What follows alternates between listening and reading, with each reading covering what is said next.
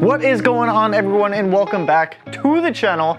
Today we're talking about a topic that I think is a pretty good one because it can potentially save you some money later down the road and put that money towards some modifications that'll actually make a difference for your car. So keep in mind that whenever we go through these types of discussion videos, all of this is purely my opinion. Your opinion or your views might differ from mine as we go through this. This video is also going to be geared towards more of the average street car than it is going to be a dedicated track car or maybe a weekend track car. So with that, let's jump into it. 6 modifications that are potentially a waste of money for you. Now, these first modifications are really going to be inside of the car, and I'm just going to get right into it with this one.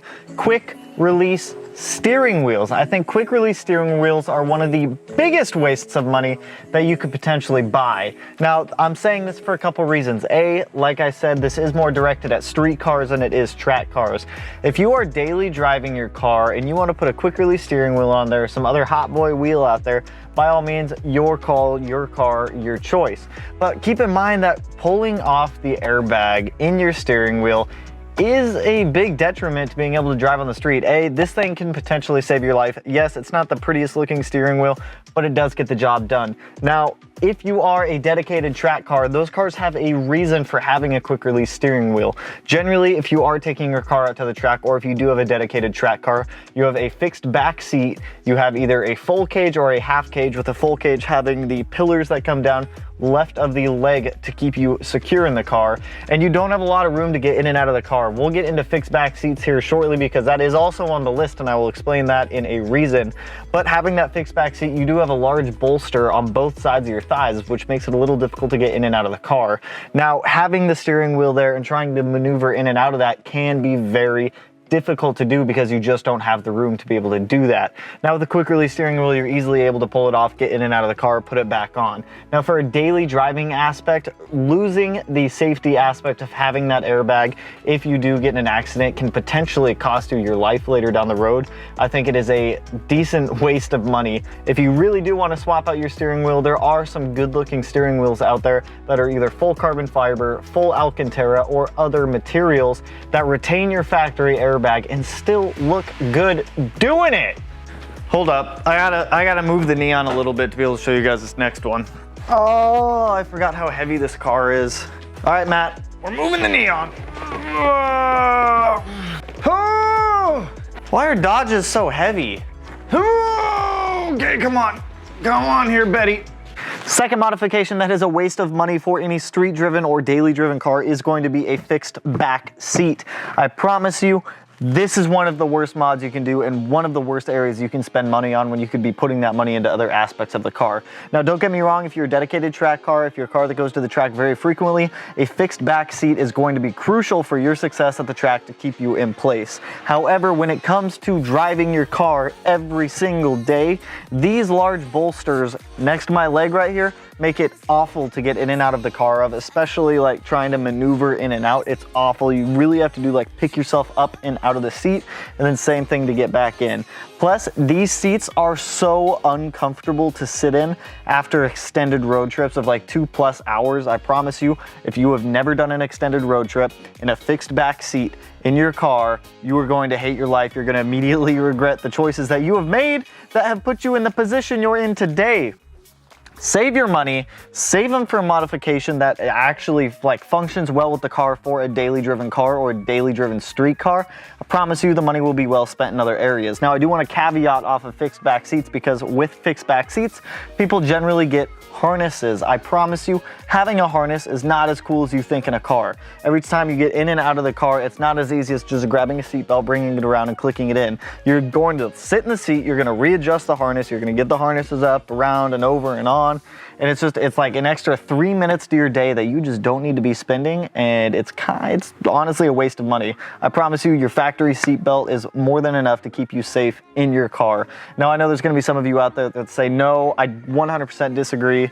I can totally put my 5-point harness on in 20 seconds, then by golly, sir, you have been running some like harness putting on drills or something, because those harnesses, they're not always the easiest to put on and off the car. They really are more of a pain than they are like a quality mod. But Fixed back seat and harnesses because I caveated. I got sidetracked. Fixed back seat and harnesses. Second worst mod you can buy for your daily driven or street car. Here's one that I have fallen victim to, not by choice, but because I just happen to have one laying around. There's no way I'm getting that out of there. High flow panel filters. These things are stupidly marked up compared to an OEM replacement filter. If you are still running a stock, like a stock airbox, just snag an OEM one. They're always significantly cheaper than these high flow panel filters. A lot of companies out there will advertise that their drop-in high flow air filter for an airbox will get you like another 5 to 10 wheel horsepower. That is completely not the case. And you will maybe see an additional 0.5 horsepower, maybe a 0.5 horsepower gain from a drop-in panel air filter. Huge waste of money. You can generally pick up an OEM panel filter for your intake for probably about $20 to $25 on Amazon.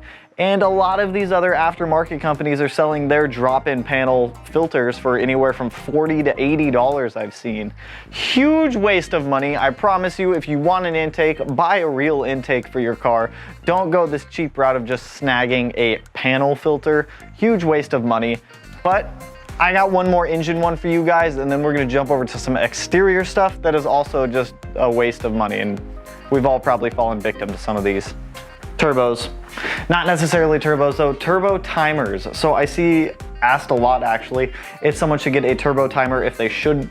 Turbo timers are going to be one of the most pointless modifications you can buy for your daily driven or street driven car if you are running a water cooled turbo. So a lot of turbos or a lot of turbo cars that come from manufacturers utilize a coolant line that goes in and out of the turbo. This is to help keep the turbo cooler. Now after you shut the engine of the car off, that turbo will continue to flow through the turbo to help cool it even after you have shut it off, you've walked away from it. It is still cooling down because there's still residual coolant flowing through that turbo to help bring down those temperatures.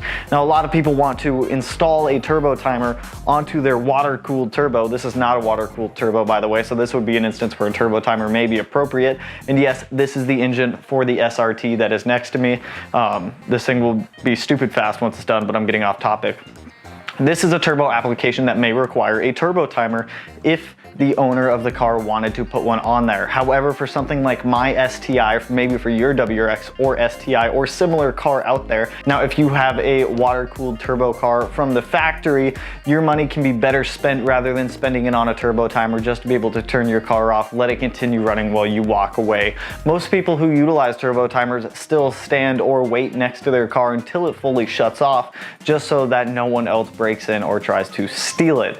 Now, keep in mind, personal preference, like always, I think turbo timers are a waste of money and your money can be spent somewhere else to make your car, your engine run much more efficiently. But that's gonna cover the engine stuff, so let's get into some of the exterior stuff with the cars. Here's one for you guys, Aero.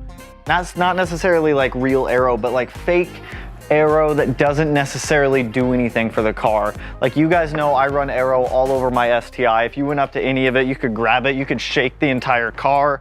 You could do whatever you wanted with this. You could stand on the wing, you could stand on my front splitter that's mounted to the chassis. These are all very good things to do to a car. However, when you start going down the route of getting bad knockoff Aero that doesn't actually do anything and it's just for looks, you could better spend that money on Aero that's actually gonna do something for the car. I see a lot of people out there even buying like high quality Aero components that aren't installing them properly, aren't putting them on properly, but that's a topic for another day. We're talking about the cheap Aero that doesn't actually do anything. Yes, that stainless steel painted black or powder coated black piece of sheet metal might look cool on the front of your car, but in essence it's not actually doing anything when you just bolt it up to a bumper because it's the only instructions that they give you when you buy the kit. Now keep in mind, a lot of Aero components are more or less like DIY mounting solutions and you need to figure it out on your own, but there's a lot of tutorials out there to be able to correctly mount them. And if you're just wanting Aero for the looks of your car, by all means, that is 100% hunky-dory. But if you're gonna be spending the money, why not spend money on Aero that's actually gonna be functional? So maybe if you wanna take your daily driven car or your street car out to the track, you can actually utilize that Aero. But to me, Aero that doesn't do anything, pointless modification, you can have that money better spent elsewhere. For example, let's take a look at what a splitter actually does. So when it comes to having a front splitter, it forces the high pressure air upwards where it builds up around the bumper and migrates up and over the car. The high speed and low pressure air passes underneath of the car. Combined, these two forces reduces the vehicle's lift and results in a net positive downforce. This gives the car more traction at the ground level or helps you put more power down. So being able to utilize Aero that you actually have on the car and are actually going to be using, very good spend in my opinion. That cheap knockoff stuff, save your money, save your dollars, get the real good stuff. Last but not least, we have fake vents and shrouds on the list. This is going to consist of those engine bay shrouds that you've got going on. I've seen people spend anywhere from like $500 to like $3,000 in engine bay shrouds or other fake shrouding on the car, whether it's fake carbon fiber that sticks onto your mirror caps, maybe it's an engine shroud that just is meant to look good. However, I see this as just a huge waste of money when it comes to building a car or even just building your daily driver. That money can be spent in so many other aspects of the car that can improve the handling, improve the engine, improve the longevity of the car, or even just your driving experience. You guys know I'm all about vents and shrouds as long as they are functional and they serve a purpose. Now, I did post some of these questions up on Facebook and a lot of you actually agreed with this one of spending X amount of dollars on all of these vents and shrouds where that money could have been spent somewhere else. Yes, if you are using this as your daily driver or potentially your street car, you know that it is not cheap to build these cars or any car in general. And if that's the case, you can use that money in other areas, which is a big thing. $500 alone is maybe an up-pipe external wastegate combo. Maybe it's a good down payment on a turbo that you're looking at. I don't know what you're building or what you're spending the money on, but I also see a lot of people buy like really good quality vents or shrouds and they're not utilizing them properly. A good example of this is APR ducts that I see people replace their fog light bezels with. They buy these, they install them, but they don't actually install them properly and they're just using them for looks. If that is you, and maybe you just want it for looks, by all means, but it is a good idea to utilize those vents and shrouds if you are buying some quality ones and maybe you just haven't fully set them up yet. But pointless vents, pointless shrouds, waste of money in my opinion, and the money can be spent better in other areas of the car. But there you have it, you guys. That is 6 modifications that in my eyes are pointless for your street car or daily driven car. Now, like I said, if you are a track car or you take your car to the track occasionally on the weekends here and there, some of these modifications may not apply to you, such as that quick release steering wheel, those fixed back seats and harnesses. Those are perfect and excellent modifications for a track driven car. But like I said, this is more of a street and daily driven kind of topic here. But there you have it. Hopefully this video helps save you some money down the road when it comes to modifying your car, so you're not spending some money in some of those pointless areas if you do agree with me. Now, if there's anything that you think I missed, feel free to drop it down below. If there's anything you potentially disagree with, also feel free to drop it down below and let's talk about it, because I'm always up for debate, because these are my opinions when it comes to these modifications. But if you guys like the video, you know what to do. Go ahead, hit that little thumbs up and turn it blue, like the blue Subaru behind the camera that you can't see but only I can see.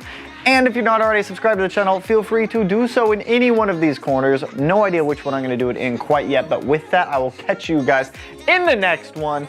Peace out, homies. Woo!